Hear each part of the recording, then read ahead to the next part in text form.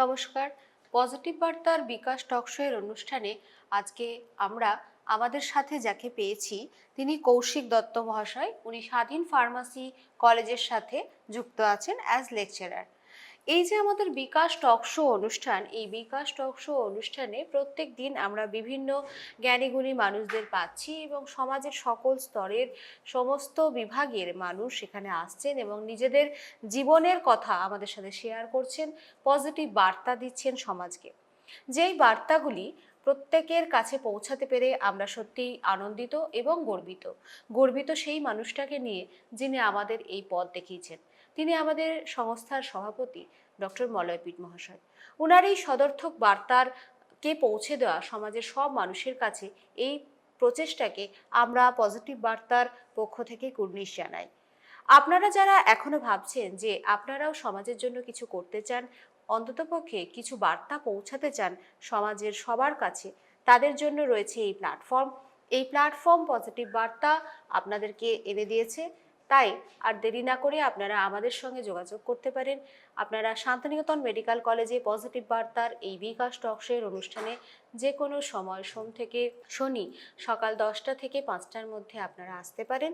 এছাড়া টেলিফোনে 6295890660 এই নাম্বারে যোগাযোগ করে আপনারা সরাসরি আমাদের সমস্ত শ্রোতাদের সঙ্গে যোগাযোগ করতে পারবেন এই পজিটিভ বার্তার বিকাশ টকশোর অনুষ্ঠানে অংশগ্রহণের মাধ্যমে।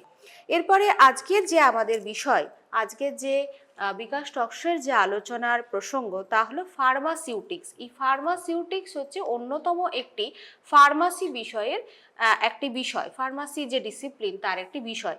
এই শব্দটি শুনতে খটোমটো হলেও বিস্তারিতভাবে কিন্তু আমরা সেরকমভাবে জানি না। আজকে কৌশিক দত্ত মহাশয়ের কাছ থেকে অল্প বিস্তর আমরা এটি সম্পর্কে জানার চেষ্টা করব এবং যারা বিস্তারিতভাবে ফার্মাসি নিয়ে জানতে চাইছেন তাদের প্রত্যেককেই বলবো যে আমাদের ফার্মাসি কলেজে অ্যাডমিশন চলছে। আপনারা চাইলে আমাদের শান্তিনিকেতন মেডিকেল কলেজে এবং স্বাধীন যে ফার্মাসি কলেজ আছে সেখানকার অ্যাডমিশন সেলে যোগাযোগ করতে পারেন। আর দেরি করব না, চলে যাব আমাদের আলোচনা পর্বে। স্যার, প্রথম যে প্রশ্ন আমার আসছে এই ফার্মাসিউটিক্স নিয়ে, ফার্মাসিউটিক্স অ্যাকচুয়ালি জিনিসটা কি? দেখুন, ফার্মাসিউটিক্স জিনিসটা হচ্ছে, এটাকে যদি আমরা গোদা বাংলায় জিনিসটা বোঝাতে চাই তো জিনিসটা হচ্ছে ওষুধ নির্মাণের বিজ্ঞান। তো যেমন বললাম ওষুধ নির্মাণের বিজ্ঞান মানে জিনিসটা হচ্ছে একটা ল্যাবে বা কোম্পানিতে কিভাবে ওষুধ প্রোডাকশন হচ্ছে তার ফর্মুলেশন সেই সমস্ত পরীক্ষার মাধ্যমে সেই ওষুধটা কিভাবে প্রিপেয়ার হচ্ছে সেই জিনিসটাই হচ্ছে ফার্মাসিউটিক্সে পড়ানো হয়। তো এবার আমাদের ল্যাবে যেভাবে ওষুধটা কিভাবে তৈরি হলো, কোনো ট্যাবলেট বা সিরাপ বা ক্যাপসুল বা ধরুন অয়েনমেন্ট, এই ধরনের যে সমস্ত মেডিসিন আছে তো সেগুলো কি প্রসেসের মাধ্যমে তার ফর্মুলেশন কি, সেই জিনিসগুলো সমস্ত কিছু আসছে এই ফার্মাসিউটিক্স সাবজেক্টটার আন্ডারে। তো এগুলোরই স্টাডিটা হচ্ছে ফার্মাসিউটিক্স। আচ্ছা, মানে যারা যদি ভাবে যে আমি কোনো পিডি প্রোডাক্ট নিয়ে কাজ করব তাদেরকে এই বিষয়ে সম্যক জ্ঞান থাকতে হবে, তবে তারা কোনো ইন্ডাস্ট্রি এস্টাবলিশ নিজে থেকে করতে পারবে। এই আমি বলতে পারি যে এই সাবজেক্টটা সরাসরি এন্টারপ্রেনারশিপ ডেভেলপমেন্টকে প্রাধান্য দেয়। একদমই। স্যার, আমি আপনাকে জানাই যে আমাদের এই পজিটিভ বার্তা যেরকম শুনছেন ঠিক সেরকম ভাবে আমরা ফিমেল এন্টারপ্রেনারশিপের উপরেও কাজ করি।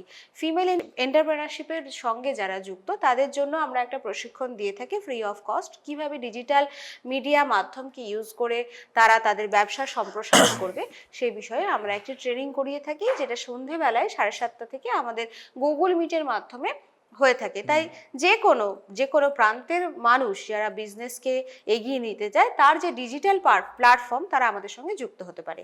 তো পজিটিভ বার্তার এটি একটি অন্যতম কাজ।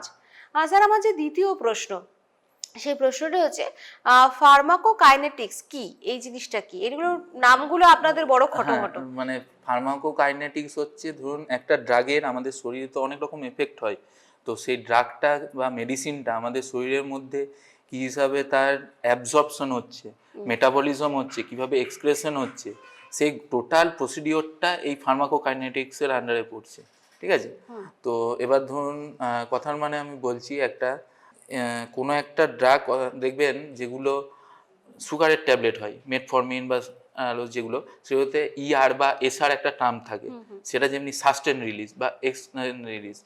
তো এই জিনিসগুলো আমাদের শরীরের মধ্যে কীরকম না কোন ওষুধটা কতটা স্থায়ীভাবে সেটার এক্সপ্রেশন হবে সেই প্রসেসটার এটার মধ্যে আন্ডারের মধ্যে জিনিসগুলো জানা যাচ্ছে। আচ্ছা, এই যে বললেন ফার্মাকোকাইনেটিক্স, এর সাথে কি এডিএমই বা ড্রাগ ডেলিভারি সিস্টেমটা কি হ্যাঁ হ্যাঁ যুক্ত? হ্যাঁ, এর মধ্যে তাহলে ইনক্লুডেড। এইটা যদি একটু আমাদের শ্রোতাদেরকে উদাহরণ দিয়ে বুঝিয়ে দেন ভালো হয়। ড্রাগ ডেলিভারি সিস্টেম আপনাকে যেরকম ধরুন একটা ড্রাগের ধরুন যেটা বললাম যে অ্যাডভার্স এফেক্ট আছে, বিভিন্ন ধরনের এফেক্ট আছে, তো সেটা থেরাপিউটিক যে এফেক্টটা, তো সেই থেরাপিউটিক এফেক্ট কতটা কি প্রযোজ্য বা একটা ড্রাগ কোন ওয়েতে দিলে সেই ড্রাগটা কতটা কি এফেক্টিভনেস থাকবে, তো সেই টোটাল ডেলিভারি ড্রাগের যে একটা পেশেন্টকে দেওয়ার যে প্রসেসটা, সেটাকেই ড্রাগ ডেলিভারি সিস্টেমের আন্ডারে বলা হচ্ছে এই টোটাল প্রসিডিওরটা। আচ্ছা স্যার, আর এই যে বায়ো ফার্মাসিউটিক্স জিনিসটা, হ্যাঁ, এটা অ্যাকচুয়ালি কতটা গুরুত্বপূর্ণ, মানে আমাদের যে সমাজের ক্ষেত্রে কি এর কি গুরুত্ব?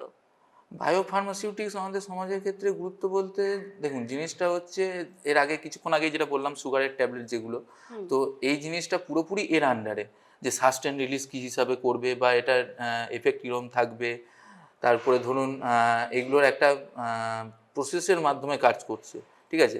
এবার কোনো একটা ওষুধ দেখা গেল দেখবেন খেলাম, আমাদের সেই ওষুধটা খাওয়ার পরে দেখা যাচ্ছে যে সাইড ইফেক্ট করছে, ঠিক আছে। তো সেই সাইড ইফেক্টটা কীভাবে কম করা যেতে পারে সেই মেডিসিনের, বা ধরুন কোনো একটা ওষুধের এফেক্টিভনেস দেখা যাচ্ছে 2 দিন থাকছে, 3 দিনের দিন সেই ওষুধের এফেক্টিভনেস কেটে যাচ্ছে, তো সেটা কিভাবে আরও বাড়ানো যেতে পারে, এই সমস্ত কিছু স্টাডি হচ্ছে বায়োফার্মাসিউটিক্স। বডি রেজিস্ট্যান্সের উপরে একদম। এটা ডিপেন্ড করে। হ্যাঁ আচ্ছা, মানে দেখা যায় যে কোনো মেডিসিন কোনো ব্যক্তির উপর ভালো কাজ হ্যাঁ করছে এবং কোনোটা করছে না, করছে না। সেম মেডিসিন অন্য হ্যাঁ ব্যক্তির উপর, হ্যাঁ সেই জিনিসটা পুরোটা বায়ো হ্যাঁ হ্যাঁ ফার্মাসিউটিক্স দেখে।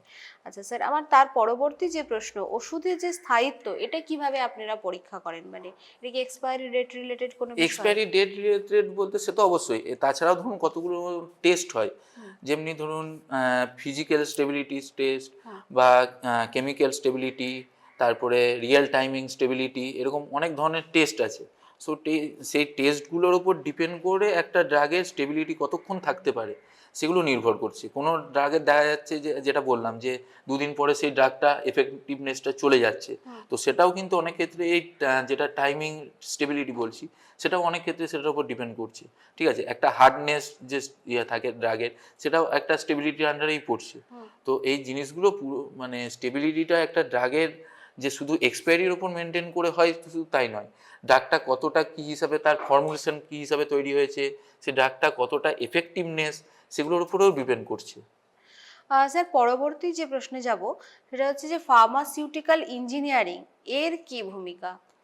দেখুন, যেহেতু আমাদের আরো অনেকগুলি ইঞ্জিনিয়ারিং হ্যাঁ কলেজ আছে, তাই যদি আপনি এই বিস্তারিত বলেন, এই কারণ বিস্তারিত ইঞ্জিনিয়াররাও যদি ফার্মাসিতে আসে হ্যাঁ তাহলে এবার কিভাবে কি দেখুন করতে পারবে? ফার্মাসিউটিক্যাল ইঞ্জিনিয়ারিং বলতে এইখানে টার্মটার মধ্যেই পাচ্ছেন ইঞ্জিনিয়ারিং যে টার্মটা, আমাদের মাথাতে ইঞ্জিনিয়ারিং টার্মটা শুনলে আমাদের মনে হয় যে কোনো একটা নতুন তৈরির কিছু জিনিস, ঠিক আছে।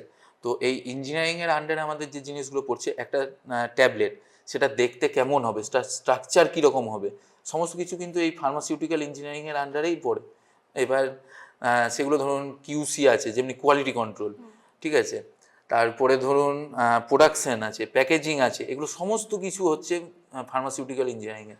এবার প্যাকেজিং বলতে কীরকম জিনিসটা, একটা ড্রাগ ধরুন সেটা প্যাকেজ কী হিসাবে হতে পারে, মানে সেটা ট্যাবলেট হলো, এবার ট্যাবলেটটা ঠিকঠাকভাবে যদি প্যাকেজ না হয় সেটা ডিফেক্ট হতে পারে, সেটার মধ্যে ধরুন এফেক্টিভনেস কম হয়ে গেল বা কিছু হয়ে গেল, সেইভাবে এই সমস্ত কিছু মানে ফার্মাসিউটিক। কোনটা ক্যাপসুল হবে, মানে আকার হবে, কোনটা রাউন্ড শেপ হবে, হ্যাঁ হ্যাঁ এই হ্যাঁ জিনিসটা এই জিনিসগুলোই মেনলি করা হচ্ছে ইঞ্জিনিয়ারিং এর মধ্যে ইঞ্জিনিয়ারিং। আসছে, বা তার প্যাকেজিং। হ্যাঁ প্যাকেজিং, তারপরে কোয়ালিটি কীরকম থাকবে সেই অনুযায়ী এগুলো। আচ্ছা, ঠিক আছে স্যার, এই যে পজিটিভ বার্তার এই অনুষ্ঠানে আপনি এসেছেন, এই নিয়ে যদি আপনার কোনো অভিমত আমাদের সঙ্গে শেয়ার করেন।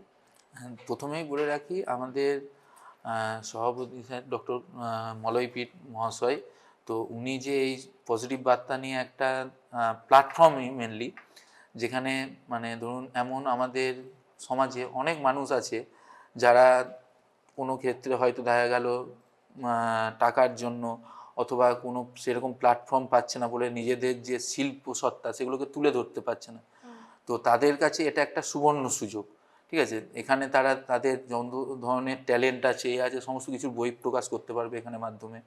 আর এখানে আমার আগেও যে সমস্ত স্যাররা এসছেন, ম্যাডামরা এসছেন, তাদের কাছ থেকেও তারা আমরাও অনেক কিছু জানতে পেরেছি, নতুনত্ব জিনিস। তো এবার আমাদের চারিদিকে যেভাবে সব নেগেটিভ জিনিসগুলো ভরে উঠছে, তার মধ্যে এটা একটা বলতে পারেন অন্ধকারের মধ্যে আলোর খোঁজ। ঠিক আছে, এবার অন্ধকারের মধ্যে একটা আলোর আশা যেরকম মানুষকে বাঁচিয়ে রাখে, এটাও ঠিক সেই রকমই একটা আলোর খোঁজ যে আমাদের মধ্যে দরকার ছিল। এই বর্তমান সিচুয়েশন এতটাই দিন দিন খারাপ দিকে যাচ্ছে, তার মধ্যে এটা একটা অত্যন্ত উপকারী জিনিস। এবার এখানে ধরুন আরও অনেক যে স্যাররা বা ম্যাডামরা বলে গেছেন যে কোন সাবজেক্টে কি হতে পারে বা কোন প্রফেশন থেকে কি হতে পারে না পারে, তো সেমভাবে এগুলো থেকেও অনেকভাবে অনেকজন নিজের ট্যালেন্টকে বহিঃপ্রকাশ করতে পারবে এখান থেকে।